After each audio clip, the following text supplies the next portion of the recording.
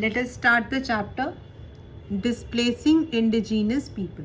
अब मतलब before I start मैं आपको जस्ट बताना चाहती हूँ कि अभी तक हम लोगों ने जो पढ़ा था वो था, एक तरफ से हम कह सकते हैं कि जो आज हमारा सिविलाइजेशन है उसका फॉर्मेशन कैसे हुआ था। मतलब जैसे आज हम जानते हैं what is US, what is Australia, Europe, तो इसका हम लोगों ने स्टार्टिंग पढ़ा था about the culture, about the movement, migration, about the invasion. अब हम लोग देखेंगे कि जो वहाँ लोग रहते थे, इंडिजीनियस का मतलब होता है belonging to a particular place. Indigenous का मतलब होता है बिलोंगिंग टू, तो वहां से लोग क्यों चले गए, मतलब व्हाई इट हैपेंड। अगर आप अगर आप कंट्री वर्ल्ड का मैप देखोगे ना, यूरोप आपका it is the cradle of civilisation, and Europe से ही जो लोग थे वो डिस्प्लेस हुए थे टूवर्ड्स नॉर्थ अमेरिका, ऑस्ट्रेलिया, जिसको आज हम जानते हैं। तो ये कैसे हुआ था and why it happened. The chapter explores the historical displacement and marginalization of indigenous populations, specifically in North America and Australia. And this is when the Europe was colonized. इस चैप्टर में हम पढ़ते हैं what were the reasons of socio-political, यानी कि society का political area, economic, cultural transformation, जब European settlers आए और वो जो ओरिजिनल इनहैबिटेंट्स थे जिनको हम इंडिजीनस बोलते हैं, one word for the original inhabitant, उनको उन जगहों को छोड़कर जाना पड़ा। तो द फर्स्ट अगर हम कहते हैं तो दैट वाज यूरोपियंस जब आए, उन्होंने अपने आप को एक्सपैंड किया, उन्होंने वो एरियाज जहाँ पे लोग रहते थे उन एरियाज को कॉलोनाइज किया। Like India was also colonise by the British. तो अगर इंडिया में वो लोग रुक जाते और हम लोग कहीं और चले जाते, वैसे the European expansion during the 18th and 19th centuries was characterized by territorial conquest. उनकी जो टेरिटरीज थी उन पर इन लोगों ने कब्जा किया, and economic exploitation north America में भी और ऑस्ट्रेलिया में भी। इनफैक्ट अगर आपको हिस्ट्री याद हो तो अमेरिका के around 13 colonies were colonised by the British.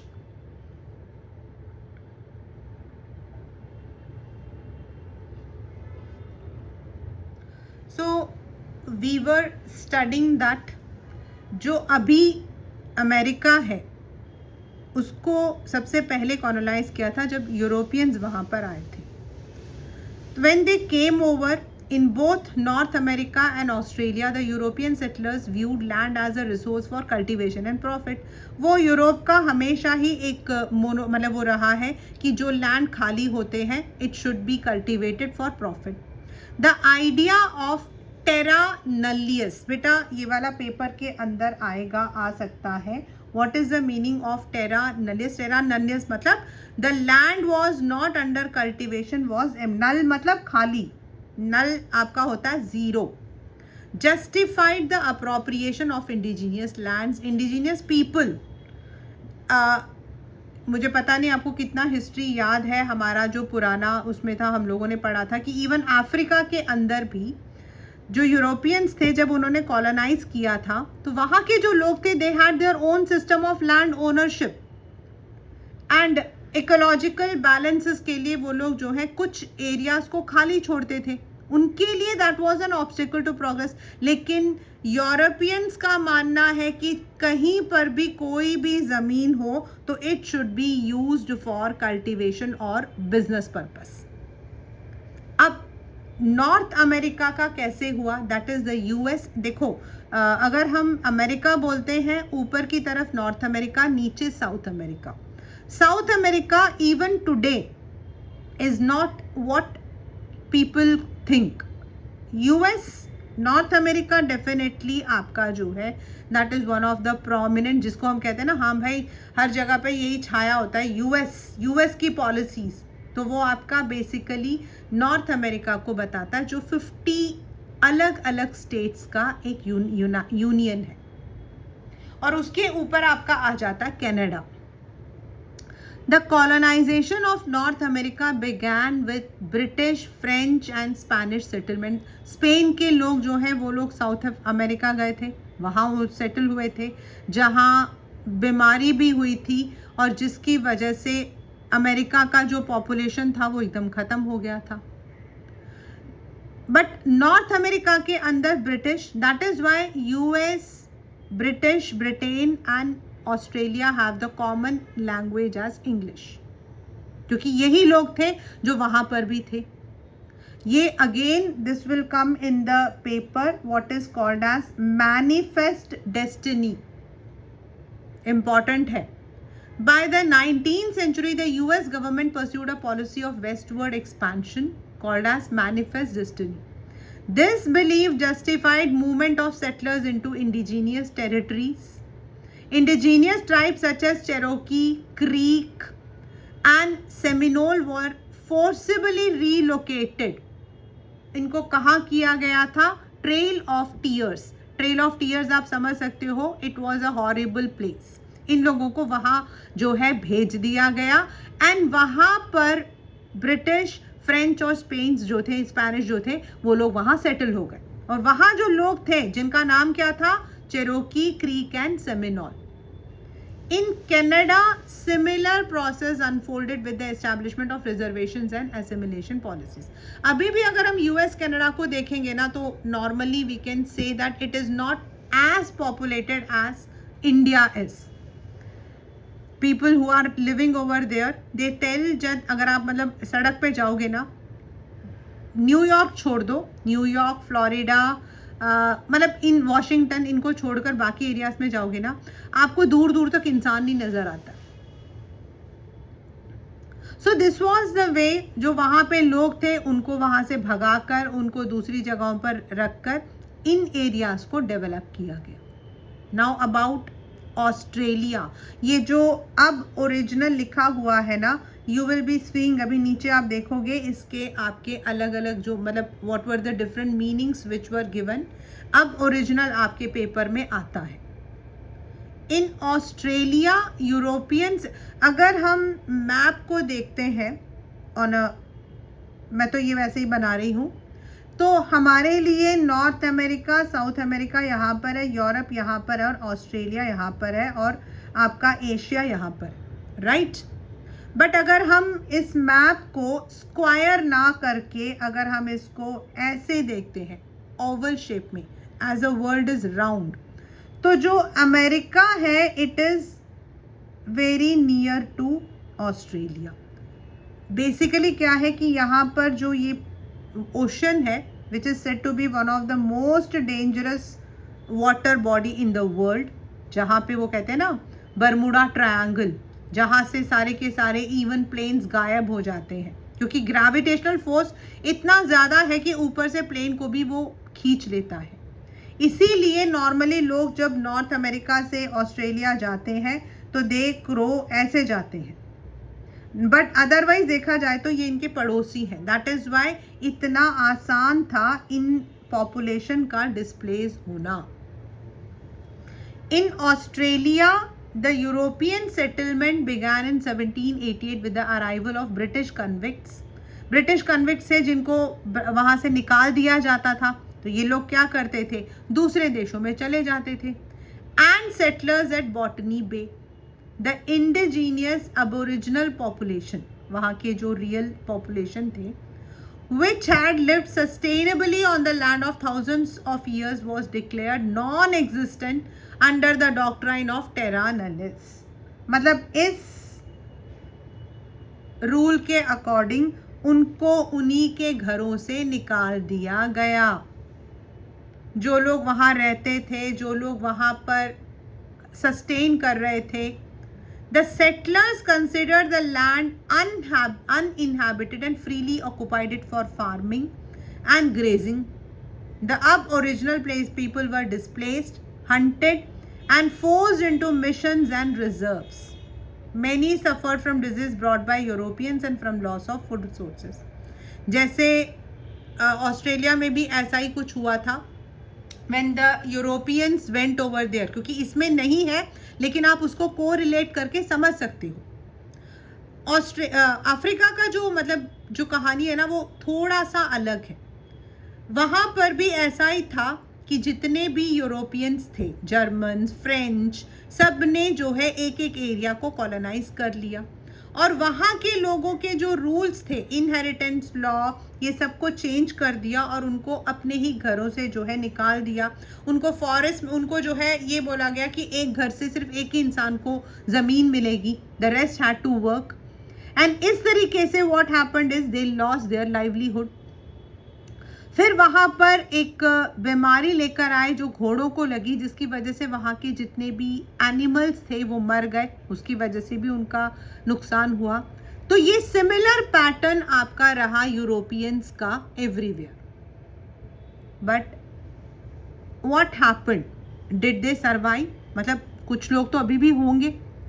Despite immense challenges, these indigenous people resisted displacement through both armed struggle and cultural resistance. Like in India we had fought, हमारा freedom movement सबसे बड़ा है जिसको हमने 10th में पढ़ा भी है। Similarly such movements were there, उन्होंने अपने कल्चर को अपने आर्म्ड स्ट्रगल के थ्रू उन्होंने कोशिश की। For example in North America leaders like Tecumseh, वहाँ पर जो लीडर थे like Tecumseh sought to unite the tribes against the settler encroachment. उन्होंने जो है ट्राइबल्स को साथ में लेकर आए जिससे कि इन लोगों को यहाँ से हटा सके। In Australia the frontier wars broke out in many regions as aboriginal people resisted European intrusion. वहाँ पे लड़ाई हुई, आप मतलब सामने से। Although these resistance were largely suppressed, indigenous culture adapted and survived, preserving language, tradition, identity despite centuries of marginalization. हालांकि इनको बहुत सारी परेशानियां झेलनी पड़ी, बट फिर भी कुछ जगहों पर उन लोगों ने अपने कल्चर को, अपनी एरिया को जो है प्रिजर्व करने की कोशिश की है। Now when we talk about the economic transformation, European settlers introduced new forms of agriculture like आपका scientific agriculture। साइंटिफिक एग्रीकल्चर के अकॉर्डिंग जो एरिया होती थी उसको वो लोग बांट देते थे। They were divided into area like reserve forest, village forest, और उन जगहों पर वो लोग जो है they use to make the अपना एग्रीकल्चर करते थे। Animal husbandry, trade system, these practices disrupted indigenous economy, क्योंकि इंडिजीनियस मूवमेंट्स का क्या था, उनका बेसिकली रहता था agriculture, barter system, herding of the cattle, यही जो पुराने उनका था। लेकिन जो न्यू सिस्टम था वो उनका था एग्रीकल्चर, ट्रेड, ये सब नया था। उनका था hunting, gathering, communal resource sharing. The establishment of private property, market-oriented production replaced the collective ownership, leading to deep socio-economic inequality, which persist even today. और वो आज भी हम लोग जो है देख सकते हैं। This is we know that because वो लोग रहते थे मिल बांट कर खाना, एक एरिया होता था, बार्टर सिस्टम रहता था, जो मेरे पास है वो आपको दिया, आपके पास जो है वो मैंने ले लिया। देन जो आपके एरियाज होती थी, फील्ड होती थी, उनको वो कलेक्टिवली साथ में मिलकर ओन करते थे। लेकिन जब यूरोपियंस ने उनकी एरियाज को कब्जा कर लिया, वहाँ ट्रेड इंट्रोड्यूस कर दिया, बाकी चीज़ें इंट्रोड्यूस कर दी, तो रिच एंड पुअर वाला जो डिफरेंस था वो आ गया। Now what about the culture? Culture तो it has always been a question in all the areas. 12th में आप पढ़ोगे, आप इसको अच्छे से पढ़ोगे। In 12th standard you will study it कि हमारे जो कल्चरल प्रॉब्लम्स थी वो कैसे आगे आई।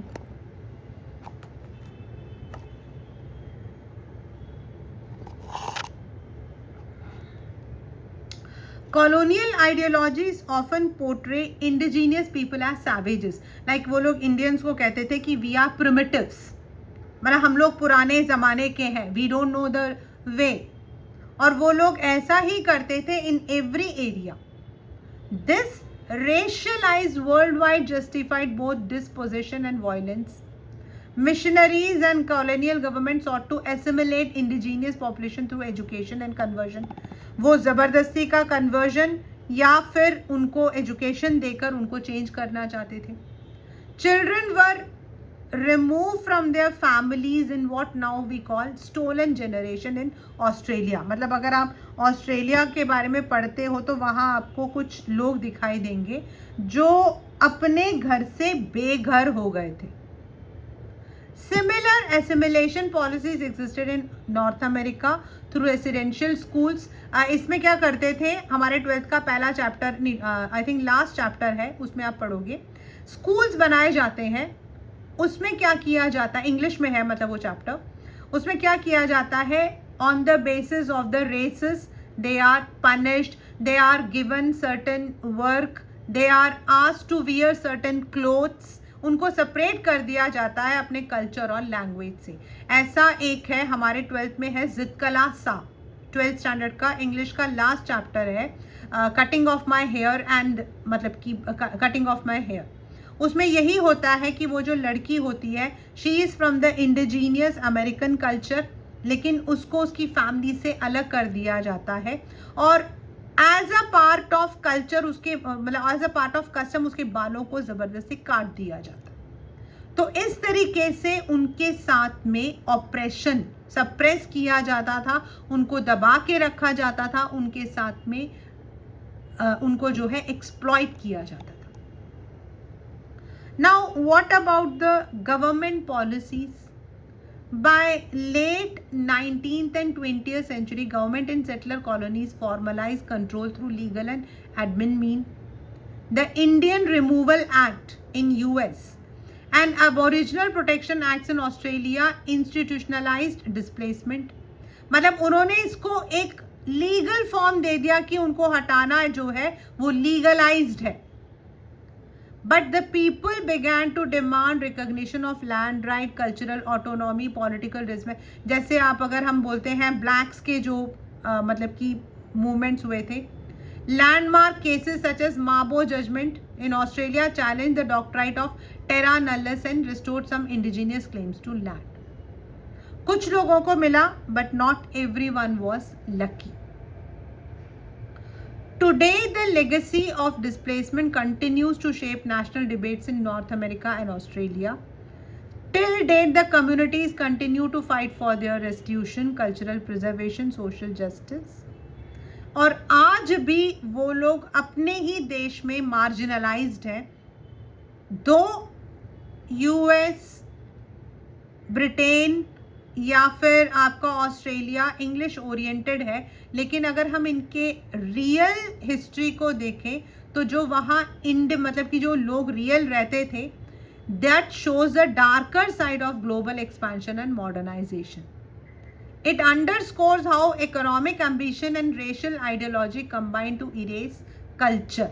जो कल्चर था उसको किस तरीके से मिटाया गया.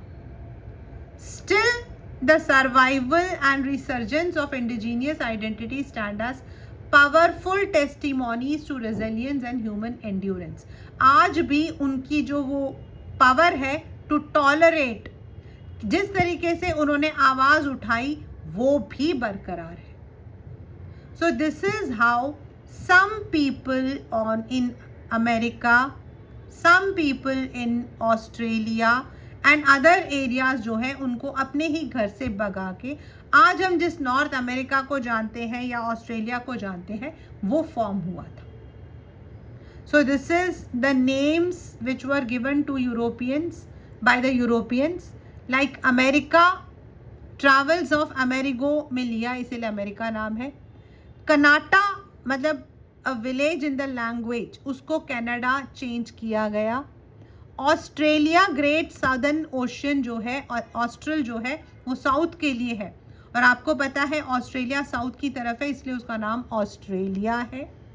New Zealand name given by Tasman of Holland who was first to sight these island, इसीलिए उसने उसको न्यू जीलैंड बोला है.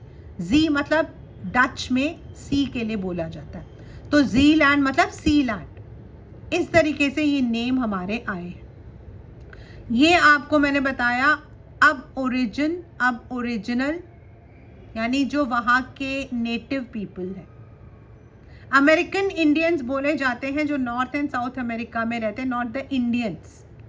First nation people are recognised by Canadian government.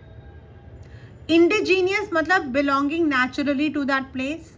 Native American जो अमेरिका के थे.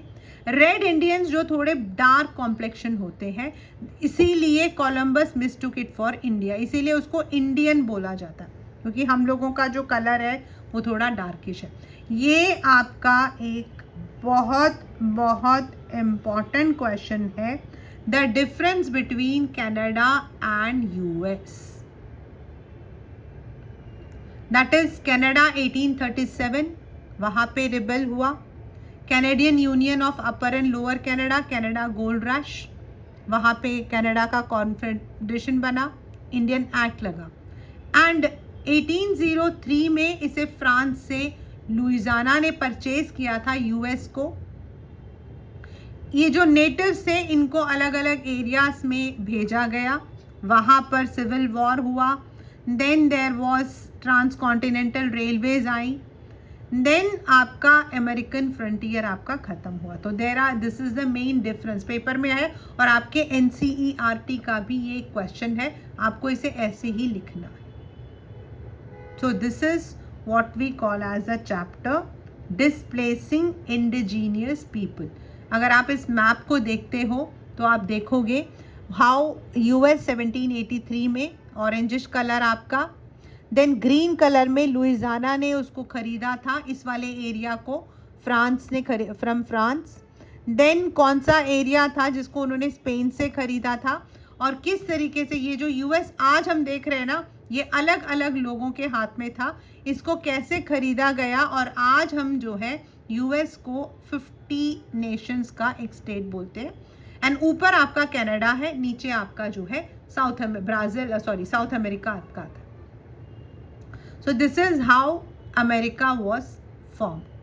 तो आज हम जिस अमेरिका, ऑस्ट्रेलिया या फिर न्यूजीलैंड इनको जानते हैं, they are all the result of people who actually lived over there, जिनको उनके घरों से निकाल के ये एरियाज बनाए गए थे. So that is the chapter what we call as displacing the indigenous people